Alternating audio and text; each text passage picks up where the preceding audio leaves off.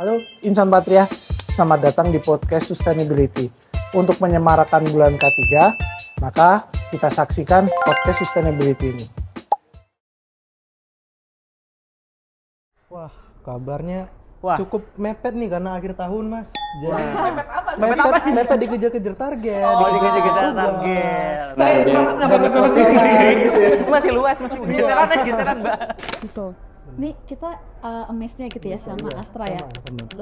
Astra segitu concern-nya gitu sama sustainability sampai di aku nggak tahu ya di perusahaan lain kayak gimana, tapi di Astra itu kita sustainability masuk ke CLA company atau jadi penilaian company kita di review setiap tahun gitu ya, yang menentukan performance kita, bonus-bonus kita itu ya. Nah, salah satu itemnya itu sustainability gitu ya. Jadi udah menilai tentang sustainability ini sebegitu dalamnya sampai dimasukin ke performance. Ini menunjukkan apa ya berarti ya? Pedulian. Betul, Iya, kepeduliannya, komitmennya kayak gitu sih. Supaya zero hunger, artinya tidak ada kelaparan. Itu bukan bagian perusahaan, teman-teman. Itu adalah bagian negara. Nah, supaya perusahaan mau mendukung negara dan untuk sustainability, maka terciptalah ESG. Di mana ESG itu sebuah framework, sebuah tools yang diterapkan di sebuah organisasi atau perusahaan supaya mereka mendukung sustainability secara lebih aktif.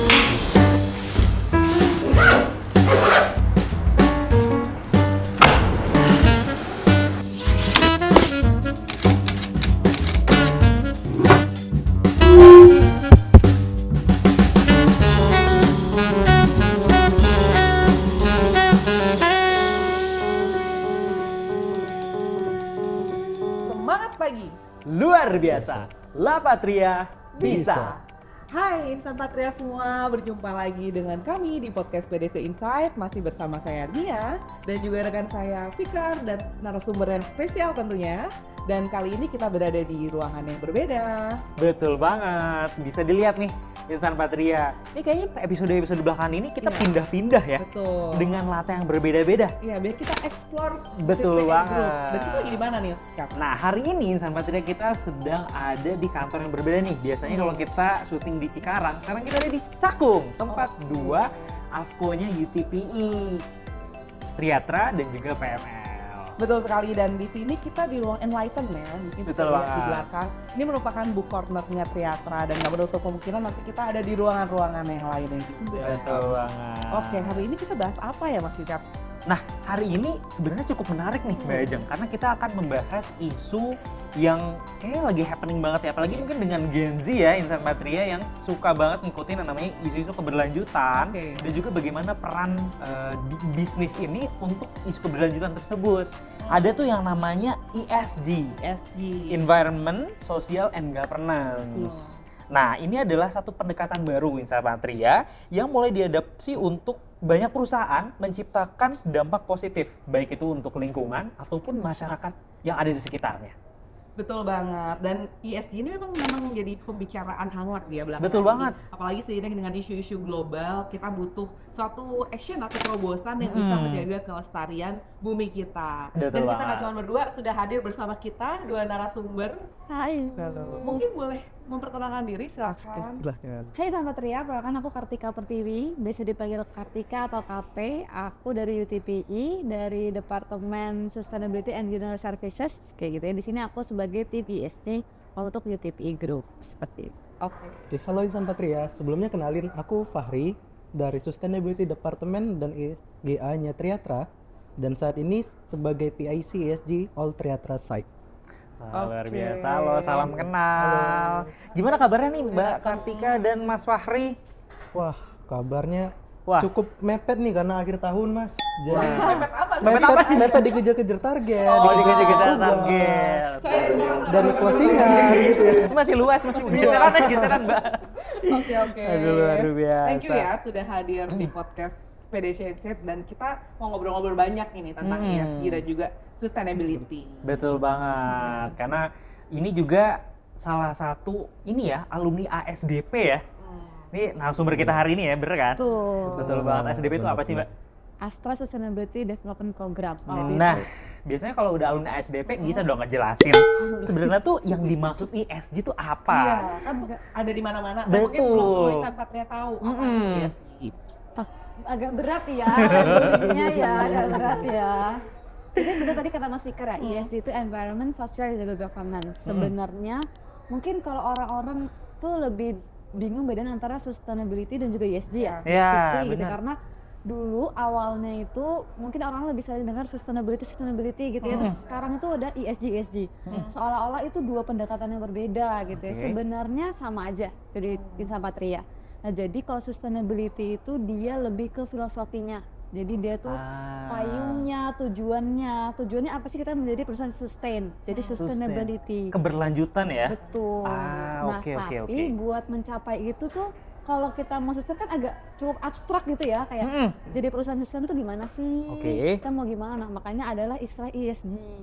Nah, dia itu lebih ke Toolsnya, betul. ESG itu. Jadi ada kerangka-kerangkanya. Jadi, Oke. kalau kita mau jadi perusahaan sustain, kita terapin aja 3 poin ini. Environment-nya bagus, sosialnya bagus, dan juga governance-nya bagus. Oke. Jadi kayak gitu. Nah, tambahan juga nih Mas, sebenarnya kalau kita bicara ESG dan sustainability secara keseluruhan tadi sudah dijelaskan Mbak Kartika juga. Nah, sustainability itu adalah sebuah frame yang gede nih, gede banget. Tapi kalau misalnya kita kilas balik historicalnya Insan Patria, sustainability itu lahir di 2015 ketika COP atau Paris Agreement ditandatangani, di mana seluruh masyarakat di bumi dalam hal ini tuh berkomitmen untuk supaya menjaga pertambahan atau peningkatan suhu bumi itu nggak lebih dari 1,5 derajat dibanding tahun 1900 atau tahun sebelum revolusi industri. Aku baru tahu nih kalau ini nih. Ya, dengan adanya kesepakatan itu maka kita harus komit untuk supaya bumi itu nggak lebih panas. Gitu. Dengan Caranya tadi. gimana? Caranya ada sustainability itu sendiri.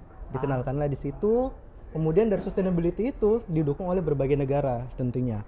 Nah, pernah dengar SDGs? Apa boleh jual?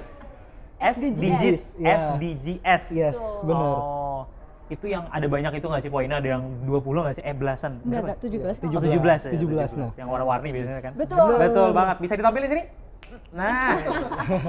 Itu. Gitu. Apa sebenarnya gambar ini dulu? Nah, jadi SDGs atau Sustainable Development Goals itu adalah sebuah framework daripada seluruh negara itu mendukung sustainability atau mendukung Paris Agreement itu sendiri. Oke. Gitu. Nah, dari SDGs itu akhirnya ternyata SDGs itu cukup gede ya. Besar-besarnya ada zero hunger, ada partnership dan lain-lainnya. Kalau kita bicara dalam lingkup perusahaan kan kita istilahnya perusahaan nggak mungkin dong menjaga supaya zero hunger, artinya tidak ada kelaparan. Itu bukan bagian perusahaan teman-teman, itu adalah bagian negara. Nah, supaya perusahaan mau mendukung negara dan untuk sustainability maka terciptalah ESG. Di mana ESG itu sebuah framework, sebuah tools yang diterapkan di sebuah organisasi atau perusahaan supaya mereka mendukung sustainability secara lebih aktif gitu. Oke, jadi tadi antara sustainability sama ESG itu sebenarnya sama ya. Sama. Itu toolsnya sustainability ada goalsnya gitu ya. Betul. Dan kenapa itu jadi penting nih? Kayak sekarang semua perusahaan, khususnya Astra Group, Beauty Group itu kenceng banget ada review, ada action dan sebagainya. Itu triggernya apa sih? Lebih ke dia impact-nya ya. Maksudnya gini, sebenarnya yang ngerasain perubahan iklim itu kan nggak cuma kita ya, maksudnya gitu ya. Bisnis sebenarnya gini, bisnis boleh aja nggak peduli sama sustainability, nggak peduli sama global warming, perubahan iklim gitu ya. Tapi kan misalnya gitu ya, kita growth setinggi apapun, tapi tiba-tiba kita shipping gitu ya, kita shipping atau kita ngiring badai, itu kan nggak bisa operasi juga gitu ya. Oke. Artinya apa? Artinya sustainability itu impact-nya bukan ke cuman orang-orang yang pemerhati lingkungan aja gitu, tapi ke bisnis growth pun dia punya impact kayak gitu. Nah, ini kenapa sih sustainability itu jadi penting dan kenapa perusahaan-perusahaan itu harus concern gitu loh terhadap sustainability, karena dia berpengaruh sama bisnis growth, sama hubungan bisnis kayak gimana. Kalau profitnya bagus tapi kan di kacamata sosial nggak bagus, banyak komplain dari masyarakat, banyak demo, itu kan juga bisnisnya akan terhambat juga. Kayak gitu sih. Jadi sebenarnya dengar itu juga berpengaruh ke performance company ya. Jadi Iya. sebagus apapun achievement dari suatu company, khususnya di Beauty Group dan Astra Group, tapi kalau secara angka ESG itu nggak bagus, itu akan berpengaruh gitu ya, bener nggak sih? Betul. Nih kita amazed-nya gitu ya sama Astra ya. Sama. Astra segitu concern-nya gitu sama sustainability sampai aku nggak tahu ya di perusahaan lain kayak gimana, tapi di Astra itu kita sustainability masuk ke CLA company atau Global. Jadi penilaian company kita di review setiap tahun gitu ya, yang menentukan performance kita, bonus-bonus kita itu ya. Nah, salah satu itemnya itu sustainability gitu ya. Jadi udah menilai tentang sustainability ini sebegitu dalamnya sampai dimasukin ke performance. Ini menunjukkan apa ya berarti ya? Pedulian. Betul, Iya, kepeduliannya, komitmennya kayak gitu sih. Oke. Wah, berarti emang tadi karena impact-nya juga akan ke business growth juga kan. Iya. Oke. Nah, kalau di UTPI Group sendiri itu pasti udah dibentuk tim khusus ya sih? Ada pasukan khusus nih yang ada tim kerjanya yang ngurusin, yang merhati melototin di ESG. Itu gimana kalau misalnya struktur organisasinya yang di UTPI Siapa aja Group? sih gitu. Betul. Oke. Jadi kalau di UTPI Group benar kita ada tim kerja namanya ESG Committee. Mas Fahri juga salah satu ke dalamnya gitu ya. Oke. Salah satu karena pionir di teatra juga. Kita ada ESG Committee, dia kalau kerangka kerjanya di seluruh anggota di UTPI Group. Jadi kita tarik semua. Nah, kalau misalnya sustainability kan sebenarnya kita lebih akrab ke orang-orang lingkungan, EHS gitulah ya. Nah, tapi kalau di ESG Committee ini kita coba ngerangkul atau nge-grab teman-teman dari production juga ada, teman-teman dari legal juga ada, bisnis. Jadi ini kita mensinergikan seluruh aspek-aspek atau fungsi-fungsi yang ada di UTPI Group kayak gitu. Jadi itu benar-benar wadah buat kita merumuskan tahun depan kita mau ngapain, yang udah kita lakuin apa aja sih, reviewnya kayak gimana. Nah itu benar-benar kita di ESG Committee itu kayak gitu. Oke. Loh, sebagai tambahan juga ESG Committee adalah sebuah framework untuk antar perusahaan ya, Mbak Kartika. Nah, kalau kita di Triatra sebenarnya kita juga ada nih PIC ESG. Jadi dengan ESG Committee kita punya target, kita punya project, kita bahas semua di dalam komite tersebut. Nah, pelaksanaannya siapa? Teman-teman di lapangan sebenarnya. Karena kita bilang HO dengan lapangan justru lebih banyak operation Triatra itu di lapangan. Maka suksesor kita adalah teman-teman di lapangan gitu. Jadi di Aftafo juga ada tim kerjanya gitu. Ada. Oke. Tapi secara organisasi itu ada bagian khusus atau departemen khusus yang memang melototin si ESG ini? Nah kalau departemen, di departemen kita ya. Iya, departemen kita untungnya. Ini departemen apa nih? Kita, kalau aku di UTPI namanya Departemen Sustainability and General Service. Oke. Kalau Mas Fahri? Kita sama, jadi Sustainability and General Service juga. Karena kita gabung. Jadi selain di organisasi itu ada departemen khususnya, tapi ada tim kerja yang tadi ya merangkul semua bagian ya untuk sama-sama melototin si ESG ini. Betul. Luar biasa. Oke.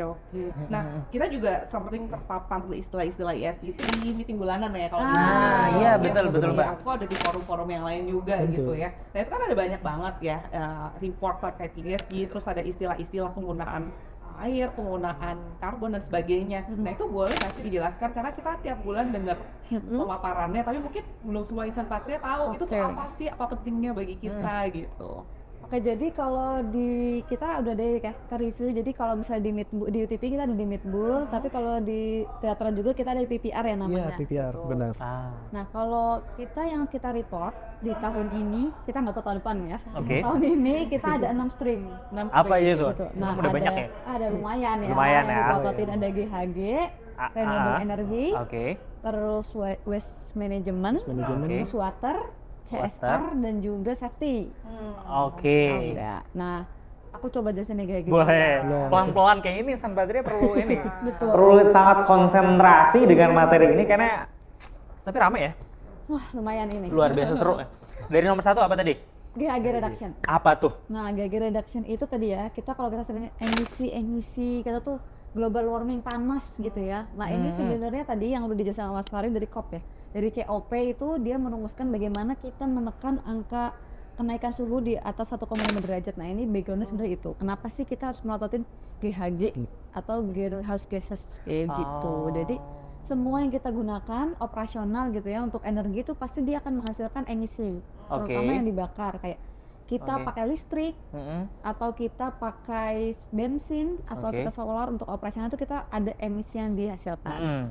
Nah, kalau di Astra sendiri, di Astra Group gitu ya, kita itu mengacunya pada tahun 2019. Jadi kita punya target di Astra Group untuk mereduksi sekian emisi dibandingkan tahun 2019. Kayak gitu. Jadi setiap tahun kita nge-record nih, kita pakai energi berapa, kita pakai fuel berapa dan lain-lain. Lalu kita konversi dari penggunaan fuel tersebut, dia akan menghasilkan emisi berapa sih, kayak gitu. Nah, itu ntar akan kita record dan kita hitung. oh itu dibandingkan tahun 2019 lebih tinggi, kalau lebih rendah targetnya harusnya lebih rendah. Tapi kalau bisnisnya grow terus banyak produksinya, kan bahan bakar yang dibutuhkan juga bertambah. Betul. Nah, itu ada toleransi nggak sih? Oh kalau lagi berkembang berarti boleh nih ada banyak emisi yang dihasilkan gitu, Wak? Nah itu juga yang menjadi keresahan ya. Maksudnya kayak Menjadi tantangan ya. betul, yang menjadi tantangan bukan cuma kita di tim ESG tapi di production juga dan lain-lain. Kalau kita review juga itu selalu jadi pertanyaan. Jadi gini, kalau misalnya GHG ini sebenarnya kita lebih ke tidak bisa berkompromi sih Mbak Ajeng. Karena gini, ketika tadi produksi kita meningkat, produktivitas kita meningkat juga, tapi bumi ini kan nggak bisa mentolerir itu ya. Jadi bumi kan nggak peduli ya kamu produksi sebanyak apapun, ketika kamu mau produksi GHG lebih banyak, maka tadi perubahan iklim akan lebih cepat, suhu lebih panas juga. Maksudnya ketika kita punya revenue gede, kita kan juga nggak bisa mengademkan dunia ini gitu lah ya. Istilahnya kita nggak bisa berkompromi sama emisi, kita nggak bisa beli emisi dan lain-lain secara tidak langsung kayak gitu. Makanya itu kalau GHG itu dia lebih ke tidak bisa berkompromi, artinya perusahaan harus demikian rupa berinovasi. Bagaimana meskipun bisnis kamu growth tapi harus ada inovasi sehingga kamu bisa lebih rendah daripada bisnis as usual kamu. Kayak gitu. Misalnya kayak pilih bahan bakar yang lebih ramah lingkungan Betul, gitu ya. betul. Jadi misalnya pakai solar lebih banyak, oke, it's okay lebih banyak, tapi bisa jadi lebih rendah karbon solarnya kayak gitu. Gitu sih. Dan juga teman-teman ya di Triatra ini karena kita juga perusahaannya masih baru, jadi agak unik nih Triatra karena perusahaannya masih baru, baseline-nya nggak 2019 Kak, tapi 2023. Nah, 2023 adalah di tahun di mana Triatra pertama kalinya melaporkan seluruh aspek sustainability-nya full 1 tahun gitu. Nah, katanya itu yang dijadikan baseline gitu. Sebenarnya konsepnya harus lebih baik dari tahun sebelumnya. Betul. Itu aja kan. Jadi harus ada patokannya bahwa tahun ini nggak boleh nih sama kayak tahun kemarin. Tuh, improve lah ya. Ada improvementnya. Oke. Itu baru ya. Luar biasa. Iya. Banyak agak cukup banyak ya, agak cukup banyak. Itu baru satu. Kalau waste Mas Fahri lebih ahli sih. Aduh, manajemen ini waste gimana? Oke, jadi berkaitan dengan waste ini utamanya adalah responsible consumption, artinya konsumsi yang bertanggung jawab. Kita makan, kita mungkin ngirim barang, kita mungkin beraktivitas itu pasti akan menimbulkan waste atau limbah, teman-teman. Nah, limbah itu kalau nggak terkelola akhirnya apa? Biasanya kan kita, oh ya udah kita beli makanan, bekas makanannya dibuang. Dibuang berarti kan ditumpuk. 10 orang ya berarti 10 sampahnya ditumpuk. Gimana kalau 100? Gimana kalau 1 juta? Nah, maka dari itu Astra dalam hal ini mewajibkan seluruh anak usahanya, termasuk UTPI, termasuk juga Triatra dan di bawahnya itu untuk bertanggung jawab terhadap konsumsinya mereka. Gitu. Gimana caranya? Dengan persentase limbah terkelola. Limbahnya ada macam-macam, baik itu dari limbah B3, limbah produksi non plastik kayak kayu, kardus gitu. Juga kemudian ada limbah domestik seperti limbah makanan dan lain-lainnya itu juga termasuk dalam hal yang harus kita kelola. Kelola di sini misalnya kita olah, kita kirim ke pihak ketiga untuk dikelola bisa.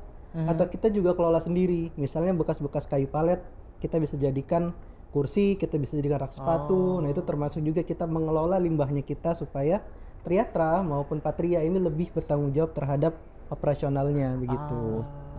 Dan gue tons nih Mbak Ajeng sama Apa Tika. tuh? Beberapa orang salah kaprah ya. Ketika limbah kita udah kita setor ke DLH, sudah diangkut ke TPA, itu udah kita sudah Beres. bebas tugas. Gitu. Sudah enggak. Jadi kalau di Astra Group ya, ketika limbah itu cuma disangkut sampai ke TPA, itu artinya kita tidak mengelola.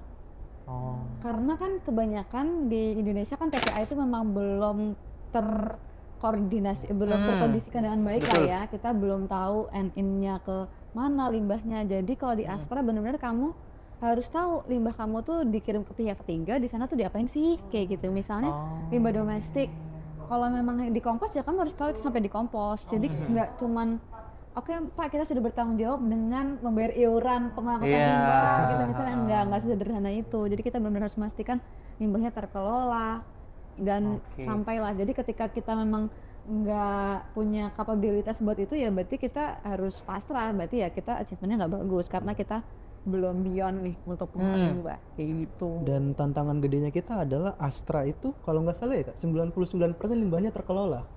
di 2030. 99%. Iya, targetnya di 2030. Luar biasa. Sementara kita tahu saat ini juga banyak tantangannya tentang pengelolaan limbah itu. Gitu. Kalau di reportnya itu biasanya 5 pagi 5 cair, terus ada B3 non B3. Nah Iya. itu Tuh. apa sih B3? Aduh. Oke. B3. Limbah B3 itu limbah B. bahan berbahaya. Berbahaya bisa beracun, bisa mudah terbakar gitu. Nah, ini mudah terbakar misalnya apa contohnya? Thinner. Paling di Patria sendiri ya, teman-teman ya. Biasanya thinner, kemudian oli bekas ataupun semacam sarung tangan atau benda-benda lainnya yang terpapar limbah B3. Iya. Jadi seluruh limbah. Padat itu sarung tangan yang kena thinner itu. Betul. Iya. Jadi secara definisinya, Mbak, teman-teman Insan Patria juga, seluruh limbah yang terkontaminasi oleh bahan-bahan berbahaya tadi itu tergolong sebagai limbah B3. Dan dia nggak boleh digabung tuh tempatnya dengan pembuangan yang lain gitu. Oke. Tuh. Lebih strict Oke, sih ya, lebih strict ya. Pengangkutannya harus punya sertifikat khusus, lembaga pengelolaannya juga dan Jadi kita juga harus misahin gitu ya. betul emang ada TPS B3-nya. Ada. Oke. Dan itu juga ada izin khususnya TPS B3. Betul. Dia lebih strict sih memang basically. Itu baru 2 ya Mas Fikar. Masih 4 lagi. Ya, sisanya di episode selanjutnya. Oke, cepet aja ya ini. Iya, Nggak usah terlalu dalam ya. Kok manis cepet-cepet sih, Mbak? Nanti kalau yang mau lebih dalam bisa ke departemen kita, bisa catch up. Oke. Yang ketiga, Yang ketiga. ada renewable energy. Oke. Dia lebih kepada renewable energy mix ya. Jadi gimana kita pakai energi, oke kita pakai energi, tapi gimana sih mixnya? Jadi campurannya kayak gitu. Jadi kayak kita punya target misalnya tahun ini 20,5% di UTP gitu ya. Renewable energy mix artinya 20,5% energi yang di UTP itu harus dari renewable energy. Jadi kita pakai 100% energi, 20%-nya harus renewable energy. Kayak gitu. Makanya tadi kita akan sedang menggalakkan B35, penggunaan B35 di seluruh area di UTP Group. Kita sedang install solar panel dan lain-lain. Nah, itu adalah upaya kita untuk meningkatkan komposisi bauran energi terbarukan dari energi yang kita gunakan. Kayak gitu. Terus ada satu lagi, ada safety ya. Safety itu lebih kepada bagaimana kita menjaga area kerja aman lah ya. Pokoknya tujuannya adalah zero accident. Jangan Zero sampai accident. ada kecelakaan kerja. Betul. Jangan sampai ada kondisi tidak aman dan tidak aman yang lainnya lah gitu. Betul. Kayak gitu. Sudah familiar kali ya kalau safety man Betul. Insan Patria nih, karena itu yang APD dan betul. Betul. Ya. Water sama CSR mungkin Mas Fahri lebih. Waduh. Kalau water ini agaknya kalau di Astra agak unik nih. Jadi Apa tuh? waternya itu bukan intensitas pengambilan air aja. Ternyata intensitasnya itu harus dibagi dengan driver namanya. Driver itu adalah nilai pembagi. Makanya kalau di Astra kita bicara water withdrawal, itu sebenarnya bukan water withdrawal aja, tapi water withdrawal intensity atau intensitas pengambilan air. Di mana air yang diambil itu banyaknya dibagi dengan revenue perusahaan. Gitu. Nah, sebagai perusahaan yang bertanggung jawab, kita dituntut untuk mengurangi pengambilan air itu sekitar 6% ya Kak tahunnya dibanding baseline-nya kita itu sendiri. Gitu. Intensitas pengambilan airnya bisa dikurangi dengan banyak sekali tentu. Bisa dengan pemasangan automatic faucet, kayak keran otomatis. Bisa juga dengan program pembuatan WWTP atau wastewater treatment plant itu juga bisa. Untuk mengurangi pengambilan air di operasionalnya kita tentunya. Gitu. Oke.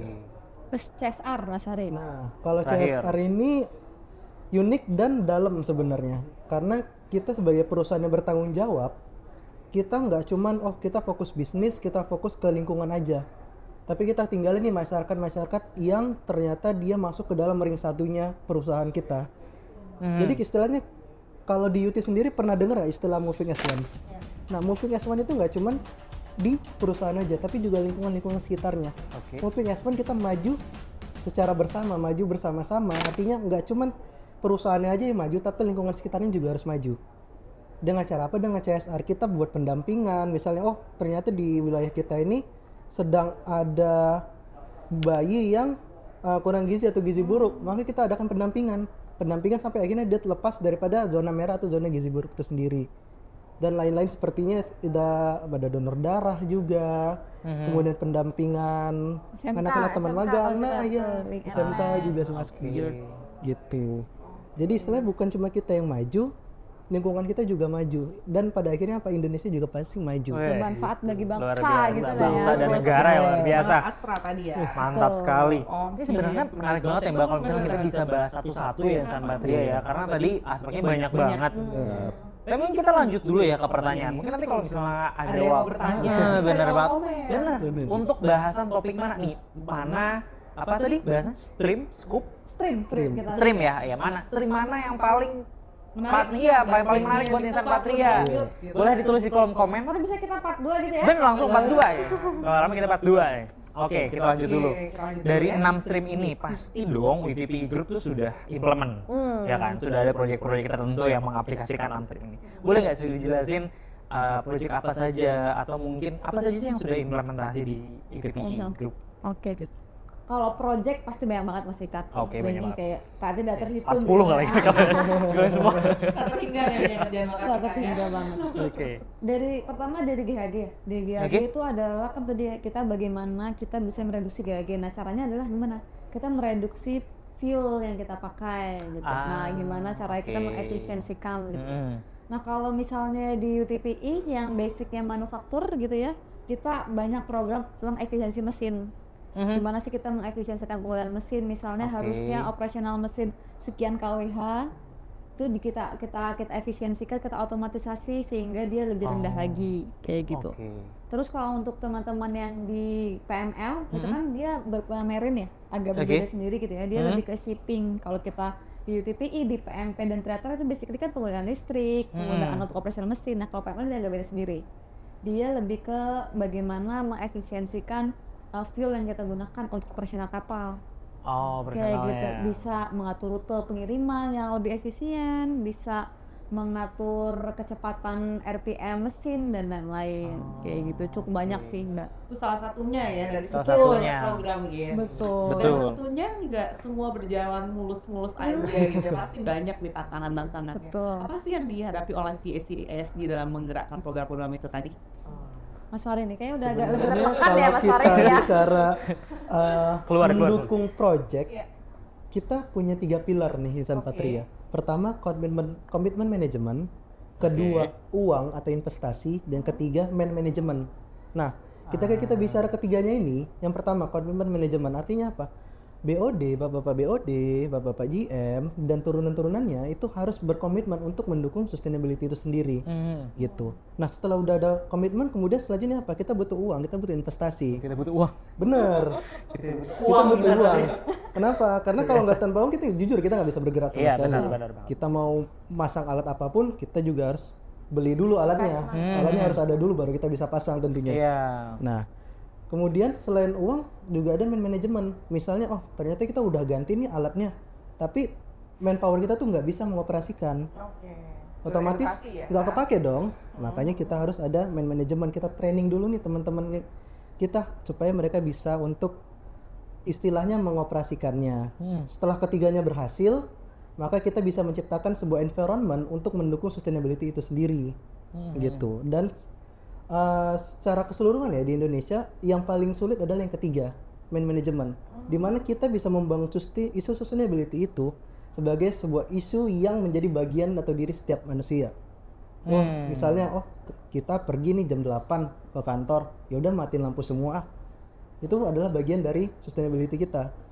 Itu hal-hal kecil yang bisa kita dukung untuk hal-hal besar seperti perusahaan juga tentunya.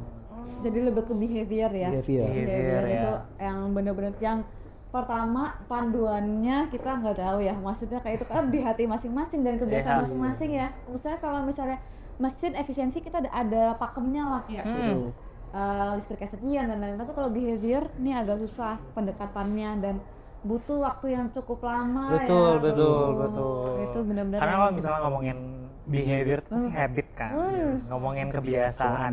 Kalau misalnya nggak bentuk kebiasaan, udah sebentar dong. Jangan kebiasaan orang lain, kebiasaan diri sendiri aja kita masih bener banget. ya. Itu luar biasa. Itu tantangan yang luar biasa sih. Dan sebenarnya kita sebagai Insan Patria itu juga harus terlibat ya dalam ESG sustainability ini, salah satunya dengan sustainability lifestyle ya, yang pernah diulas juga di platform-platform lain seperti Aktif Bulletin dan sebagainya, campaign-campaign sosial media mungkin ya. Nah, seperti apa sih sustainability lifestyle yang didorong oleh ESG Apakah kita harus menghemat air dengan tidak mandi? Aduh, mandi dong. Itu contohnya.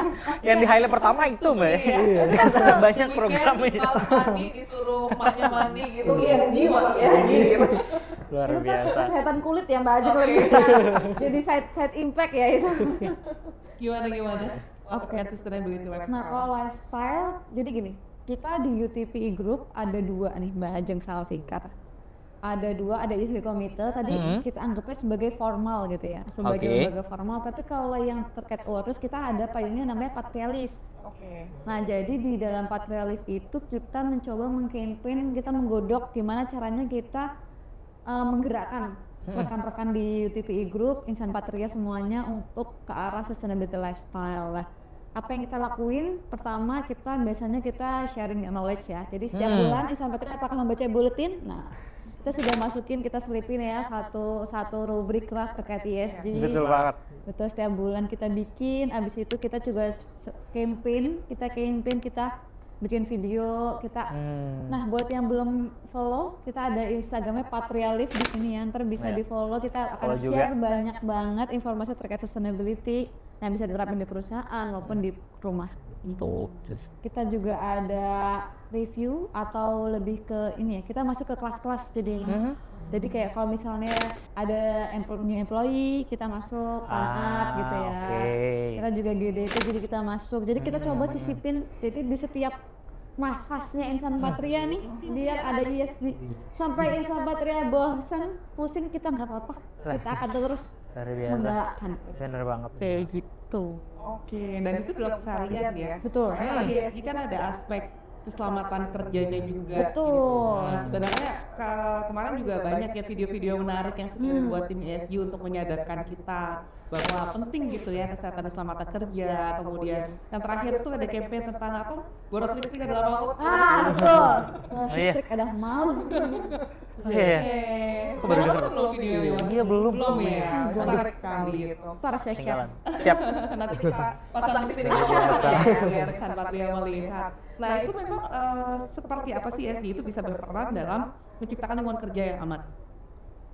Oke. Sari mungkin masuk lebih. Gua Kartika dulu karena skupnya lebih gede sebenarnya. Gitu. Nggak mau lempar ke saya sekalian ya? Mungkin pemirsa apa jawab?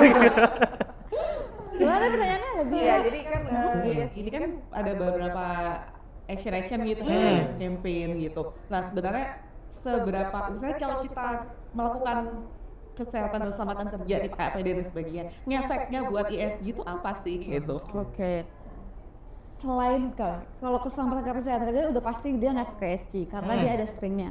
Tapi ngefek ke produktivitas atau enggak? Nah, ini yang beda. Kalau misalnya kita sakit, kita gini, jangan sakit deh. Kalau sakit kan kita nggak tahu ya sumbernya apa. Nanti kecelakaan kerja, misalnya kita sekedar menaruh kabel berceceran, kita kesandung, kepetok meja, kita pusing. Kita pasti pertama kerjanya nggak produktif, gitu ya. Udah pasti kita harus, misalnya harus ke rumah sakit, kita harus mengorbankan waktu kita yang misalnya kita bisa bekerja, kita harus ke rumah sakit dan lain-lain. Nah, itu kenapa dasarnya banget deh. Maksudnya kayak K3 ini sebenarnya bukan apa ya, bukan momok ya, bukan apapun itu, tapi dia lebih ke diri sendiri sih. Jadi gimana cara kita, kalau misalnya kita nggak mau sayang sama orang lain, sayang nggak sama diri sendiri, kayak gitu. Kayak Kalau Insan Patria nggak ada yang sayang ya. Sayang sama diri sendiri aja dulu Mbak. betul. Jadi kayak kalau kita belum bisa ngingetin orang ya udah nggak apa-apa, tapi ingetin diri sendiri. Ingin diri kita sendiri. Betul. Jadi kalau semua orang menjaga aman dirinya sendiri kan pasti seluruh area juga ikut aman, betul. kayak gitu. Tapi kalau Insan Patria nggak boleh kayak gitu, kita harus saling menjaga. Harus lebih ya, beyond ya, Betul, lebih dari itu. Kalau misalnya ada temen yang nggak, kita ingetin baik-baik dan lain-lain. Itu Itu paling penting coba banget. kabelnya kurang rapi. Nah, Bener. Oke, terima kasih. Lanjut. kayak gitu Luar sih. biasa. Betul kan. Jadi dengan kita menerapkan K3 itu kita juga bisa lebih sehat, lebih sustain gitu. Betul. Lebih ke sana ya. Betul. Karena mikirnya kalau misalnya pakai tumbler gitu biar melestarikan lingkungan gitu. Iya. KPD emang kita melestarikan apa? Oh ternyata hubungannya seperti itu. Tuh, diri sendiri aja gitu. Karena kalau dilihat sebenarnya butterfly effect juga ya. Jadi kayak hal-hal kecil yang sebenarnya nanti ngaruhnya tuh gede juga gitu sebenarnya. Kita nggak sadar bahwa itu ternyata berpengaruh loh gitu. Sederhana tadi, kalau mau berangkat kerja matiin lampu. Kadang suka ada yang berangkat ke warung bentar, lampunya nggak usah dimatiin gitu kan. Saya itu. Saya sudah menduga dari cara-caranya. Saya sudah agak menduga sudah dari cara-cara. Nggak boleh, sebenarnya nggak boleh. Itu salah satu ESG lifestyle luar biasa. Oke. Nah, lanjut nih. Nah, kalau tadi kan kekaryawan aja. Gimana sekarang bagaimana melibatkan masyarakat tadi ya? Kalau misalnya di CSR itu gitu. Nah, apakah ada berapa ya? Bagaimana cara untuk melibatkan? Apakah ada program yang melibatkan masyarakat dalam mengimplementasikan ESG ini juga gitu? Banyak banget ya. Oh banyak ya langsung Banyak sebenarnya. Banyak banget kayak gitu.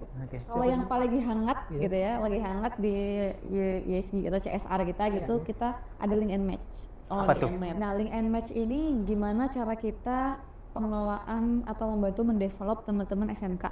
Jadi kita kan basically untuk area manufaktur ya terutama ya. Kita kan banyak teman-teman yang bekerja fabrikasi dan lain-lain. Nah, itu tuh kita mau mendidik bibitnya dari dasar banget. Kayak gitu. Jadi teman-teman SMK yang relate area SMK Pengelasan dan nanti kita develop. Kita masuk ke SMK-nya, kita develop, kita kasih kurikulumnya, kita datangkan tamu atau narasumber terpercayanya, kita kasih fasilitas alatnya, sehingga nanti harapannya bibit-bibit itu bisa menjadi bibit unggul yang bisa bekerja di perusahaan. Kayak gitu. Jadi bener-bener kalau trennya sekarang gitu ya, CSR itu nggak cuman ngasih sumbangan aja. Ya donasi ada juga, kita bencana alam donasi, tapi itu bukan tujuannya ya. Mas ya. Tujuan kita bagaimana kita bisa mendevelop biar itu manfaatnya keberlanjutan. Nggak berhenti di situ. Kalau misalnya kita donasi perut kenyang ya udah besok bisa lapar lagi, tapi kan kalau penyambungan infrastruktur itu kan berkelanjutan. Dan sebagai tambahan, CSR sekarang juga udah mulai ditinggalin Kak ternyata. Ketika kita bicara global, sebenarnya ada namanya CSV, Create Share Value. Artinya value itu bukan cuma di perusahaan aja, tapi juga ke masyarakat sekitarnya. Apa gitu. tadi istilahnya? CSV. Creating Share Value gitu. Iya. Baru dengar ini istilahnya. Iya. Istilah baru. Beyond. Ini gitu Betul. Dan itu tadi bicara tentang edukasi, tadi kan Mas Fahri juga menyampaikan ya, salah satu hal yang penting untuk mendukung pemberhasilan ESG adalah Manajemen. Yes. Apa yang dilakukan nih dari tim ESG gitu untuk mengedukasi para karyawan agar lebih well known gitu tentang program-program ESG dan menerapkannya? Oke, sebenarnya kalau kita bicara Triatra sendiri ya, dan Triatra ini agak unik karena benar-benar kita full di operation. Artinya operasional kita tuh lebih gede daripada HO kita sendiri. Gitu. Jadi kalau kita mau menyamakan persepsi antara ESG di HO dengan di site itu agak cukup tantangan sebenarnya. Kenapa? Karena mereka juga pasti terpapar oleh customer. Nah, jadinya kita pendekatannya adalah lebih soft. Seperti setiap meeting, kita juga ada SOR teman-teman. Jadi di SOR itu kita sisipin mengenai isu sustainability, isu ESG, apa-apa saja yang harus mereka lakukan dan juga rewardnya. Jadi ketika setiap set itu ternyata set ini udah lebih beyond nih. Oh ternyata limbahnya udah lebih terkelola walaupun dia pengelolanya di customer. Oh berarti kita kasih appraisal di meeting gitu. Terima kasih kepada set ini karena bla bla bla bla bla gitu. Jadi supaya mereka juga namanya cowok dong pasti lebih tahu gimana ketika dia di appraise harga dirinya dinaikin gitu. Saya juga suka. Iya tadi kamu kan cowok doang. Saya suka kalau ada apresiasi. Tapi pokoknya intinya ada apresiasi ya, ada apresiasi untuk rekan-rekan yang sudah implement ESG lebih baik. Tentu. Nah ngomong-ngomong cowok cewek nih, nah, kan luar biasa, bridging saya bagus kan. Ada istilah DEI ya, Betul. DEI. Ini juga sebenarnya pernah jadi topik ya di podcast PDC Insight ya. Kemarin itu kita pernah bahas dengan Pak Teguh soal DEI di PMP. Tapi tidak membatasi dari background etnis maupun agama, gender, kemudian latar belakang asal usul dan sebagainya. Ini sebenarnya bagaimana nih penerapan itu di tim ISC sendiri? Oke. Jadi kalau di EI, benar tadi, kalau tadi kan kita pertama udah bahas yang 6 stream gitu ya. Betul. Nah, Tadi nggak ada ya? ada kan yang DHG, WISE, Iya. dan lain-lain. Nah, nggak ada di Nah, betul. Nah, jadi Ini setuju. aslinya ada 10 Mas Wika. Oh, sebenarnya ada 10 ternyata. Jangan takut kehabisan bahan. Oh, luar Sebenarnya ada biasa. 10 kalau Ternyata ada 10. Astro Sustainability Aspiration ya, Yes, dia ada 10. Jadi part yang lain salah satunya di DEI. Terus ada lagi sih sebelum jelasin lebih lanjut. Ada business resilience. Kemudian Apalagi, oh dia itu ada 2. Kalau di Astra ada bagi 2, buat employee sama buat BOD. Yes. Untuk manajemen. Oke. Terus Business ada business resilience. resilience. Abis itu ada Good good corporate corporate governance. governance. Oh, Gitu. Tata BCG. kelola perusahaan. Betul sekali. Oke, tadi kita back ya. DEI. DEI. Nah, jadi kalau di EI sebenarnya kalau Astra dia tuh in mind-nya adalah terkait gender. Jadi kalau Astra memang difokuskan terkait gender. Oke. Nah, tapi kalau di UTPI Group sendiri sebenarnya tahun ini kita lagi assessment. Jadi aku belum bisa share lebih banyak Mas, Oke. karena kita masih dalam tahap assessment juga dan Oke. mempelajari juga. Tapi yang pasti di UTPI, tadi di UTPI kita ada isi komite ya. Salah satu stream di isi komite adalah stream DNI. Oke. Jadi kita benar-benar sudah bikin apa namanya komite yang form gitu ya, yang akan nanti melototin DEI. Nah, oke. DEI nanti apa ntar bisa banyak gitu. Bisa tadi Banyak. kalau kita memang study assess ternyata gender, pakai gender. Tapi kan DEI nggak begitu itu ya. Kita ada ras juga, ada keberagaman suku, iya, apalagi betul, UTPI betul, Group betul. tersebar di seluruh Indonesia. Betul.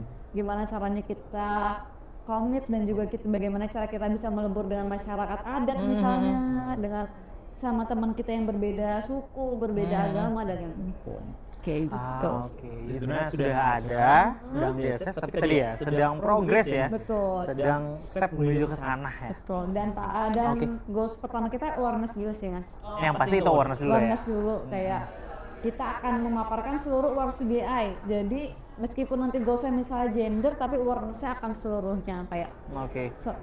kita nggak akan tetap menggalakkan jangan bedakan ras, jangan bedakan agama dan lain-lain. Dan memberi kesempatan juga untuk rekan-rekan yang berkebutuhan khusus. Betul. Itu juga, betul. betul Juga banget. di TPE Group beberapa sudah menerima pemagangan dan sebagainya gitu ya, sama dengan sekolah-sekolah tertentu gitu ya, Betul. yang sesuai juga dengan kebutuhan perusahaan. Harapannya ntar kita akan secara UTPI Group ya kita akan bergerak sama arahnya ke sana. Gitu. Menarik. Dan kalau kita bicara soal keberlanjutan, itu yang banyak istilah-istilah yang kita dengar itu adalah green product atau produk ramah lingkungan. Oke. Nah, gitu. menurut Mas Fadil dan Mbak Kartika, Oke. seperti apa sih peluang perusahaan kita gitu ya TPE Group menuju ke arah sana? Oke, kalau kita bicara green product, sebenarnya kita bicara green product secara keseluruhan, kita bisa klaim sendiri, juga ada labelnya, ada eco-labeling namanya. Eco-labeling itu adalah label yang diberikan oleh asosiasi energi terbarukan atau tadi ya green product tadi untuk ke produk-produk yang memang terbukti nih melalui asesmen mereka sebagai green product itu sendiri. Nah, kalau dari UTP sendiri sebenarnya yang belum tersertifikasi itu belum ada. Tapi yang kita klaim sebagai green product itu ada 2. Misalnya big vessel, yang kedua adalah tower lamp hybrid. Gitu. Hybrid listrik tadi. Hybrid listrik tadi. Nah, jadi kita nggak dari istilahnya dari bahan bakar tidak terbarukan dari listrik ataupun solar, tapi juga kita dari solar PV-nya itu sendiri. Itu sebagai sumber energinya. Tapi itu kita klaim sendiri. Kita masih klaim sendiri sejauh ini karena belum ada. Dari KUA. Iya, gitu.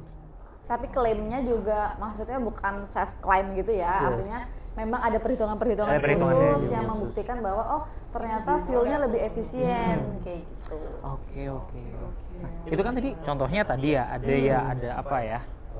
Apa tadi? Labeling ya. Betul. Itu kan beda atau sama dengan sertifikasi biasanya kayak ini ada lembaga khusus yang menilai itu kan ya.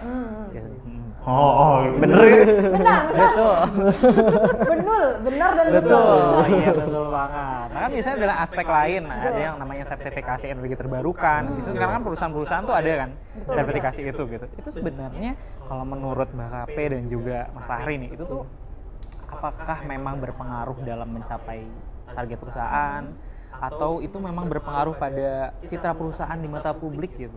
Sebenarnya pengaruh sertifikasi itu apa? Betul. Gitu? Jadi yang tren sekarang ada namanya RIC ya, Betul. Renewable Energy Certification. Oh, singkatan itu ternyata. Betul, RIC. Banyak istilah ya. Banyak istilah. Banyak Kayak loh. perlu bikin kamus besar. Kamus.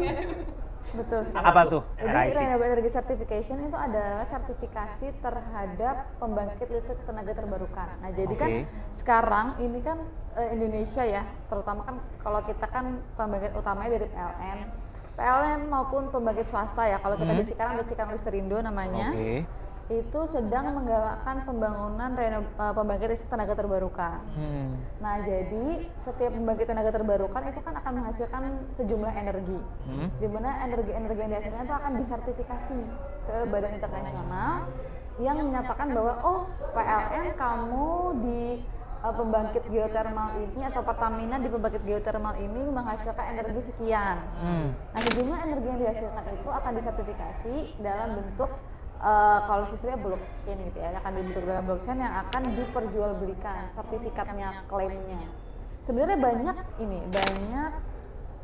orang yang bilang itu mah cuman akal-akalan aja misalnya, itu nggak ada manfaatnya karena kita cuma beli sertifikasi. Tapi sebenarnya goals utamanya bukan kayak gitu kalau dari pemerintah. Apa tuh goals? Jadi gimana cara, memang kita secara indirect ya, jadi misalnya kita bisa beli sertifikat untuk di Hendong misalnya atau di area mana, itu kan nggak langsung kita pakai sebenarnya, tapi lebih kepada bagaimana support kita terhadap pembiayaan pembangkit tenaga terbarukan. Jadi ketika kita sertifikasi, kita akan membayar sebuah jumlah uang.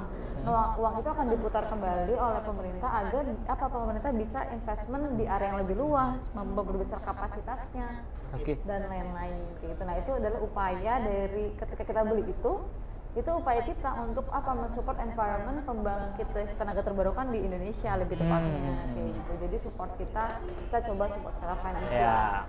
Kayak gitu. Jadi sebenarnya sertifikat itu hanya simbol aja, tapi sebenarnya yang ditekankan adalah bagaimana support kita, dukungan yang diberikan dalam bentuk tadi finansial tadi ya. Oke, nah bicara soal support dan dukungan, kebetulan Mbak Kartika ini juga partner squad ya, jadi salah satu squad di culture gitu. Apa nih yang bisa dilakukan sebagai partner untuk membudayakan ESG ini ke seluruh insan Patria? Betul. Nah, kalau membudayakan gimana caranya? Saya masih belajar ya kebetulan ini. Emang agak tadi ya, kita kan bicara behavior, memang itu behavior adalah pembelajaran tanpa henti ya. Betul. Kita nggak akan berhenti untuk belajar tentang behavior. Tapi kalau media utamanya di ESG kita pakai Patria Live kayak gitu. Nah, caranya bagaimana tadi kita bikin campaign, kita bikin awareness, kita bikin modul segala macam, kita pokoknya akan masuk ke setiap nafasnya Patria gitu.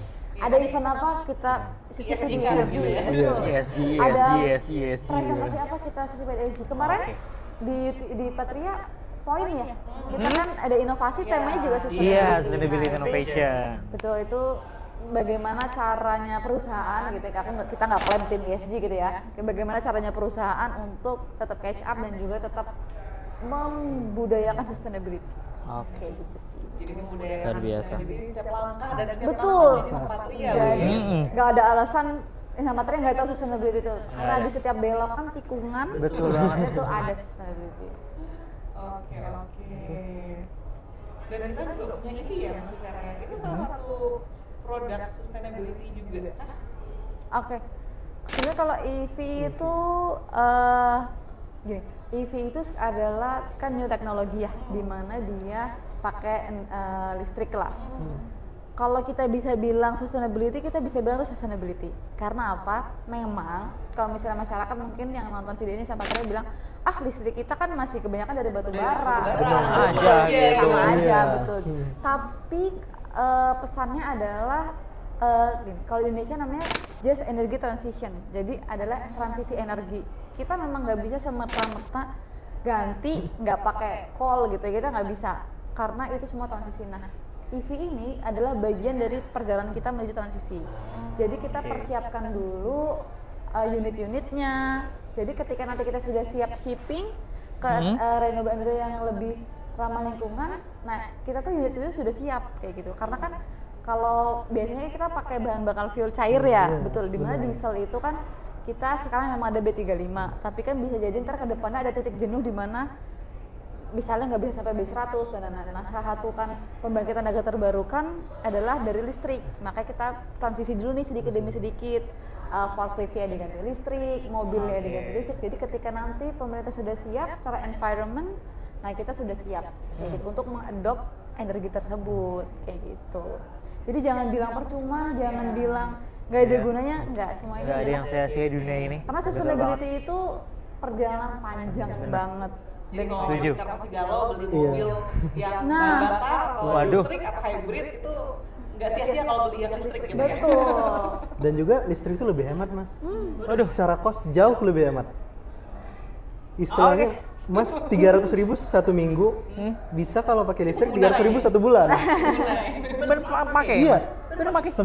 Pernah pakai juga dan ternyata wah jauh lebih hemat. Dan kata teman-teman juga, gimana? Oh, satu minggu cuma ngecas sekali. Yang biasanya kalau pakai mobil biasa 3 hari sekali ngisi bensin.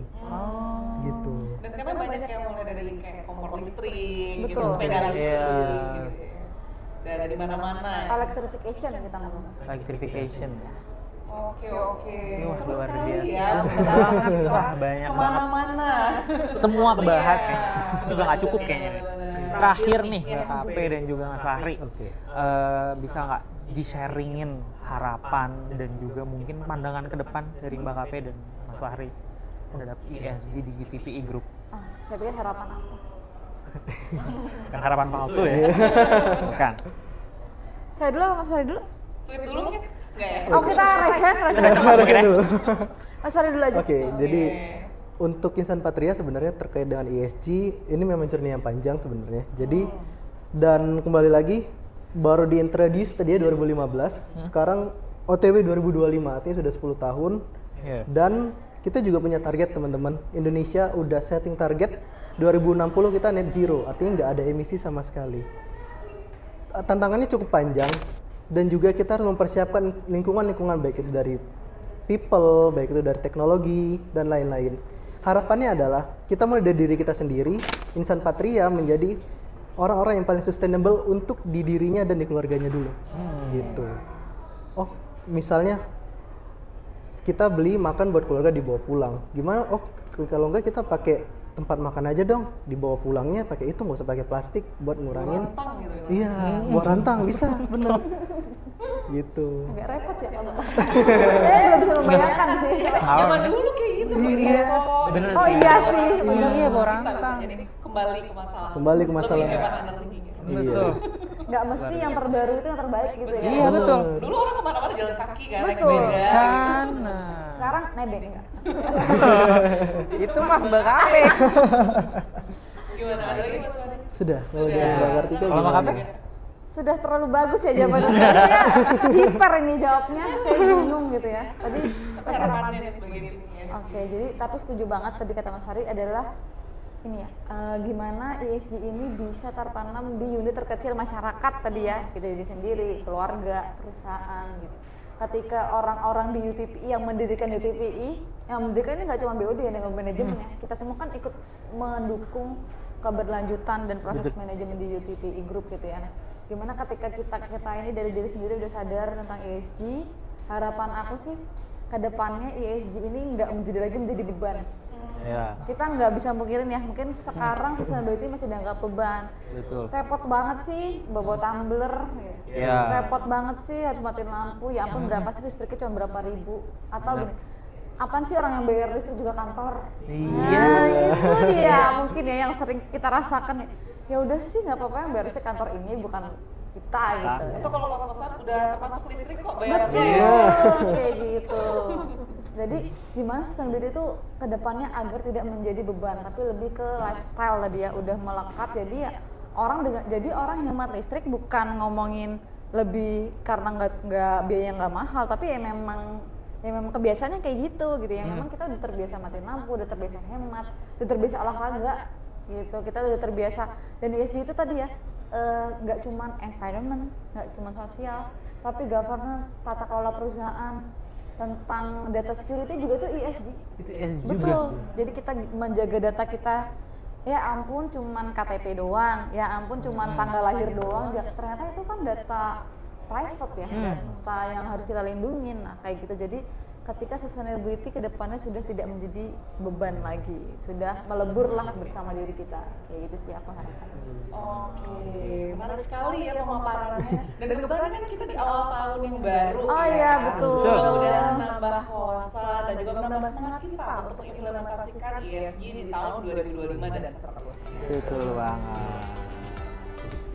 Oke, terima kasih sekali lagi buat Mbak Kape dan Mas Fahri sudah meluangkan waktu dan menyambut kita di Cakung ya, luar biasa Mbak Ajeng ya. Mas Fahri ini sebagai tuan rumah ya. Iya, Saya juga Semoga tamu nyaman ini. ya. Saya juga tamu ini. Oke, itu aja mungkin ya sahabat Ria. Terima kasih juga untuk menyaksikan episode kali ini. Jangan lupa untuk like, komen, dan subscribe dan nyalain loncengnya supaya muncul notifikasi ketika ada episode podcast PDC Insight yang baru. Ditunggu.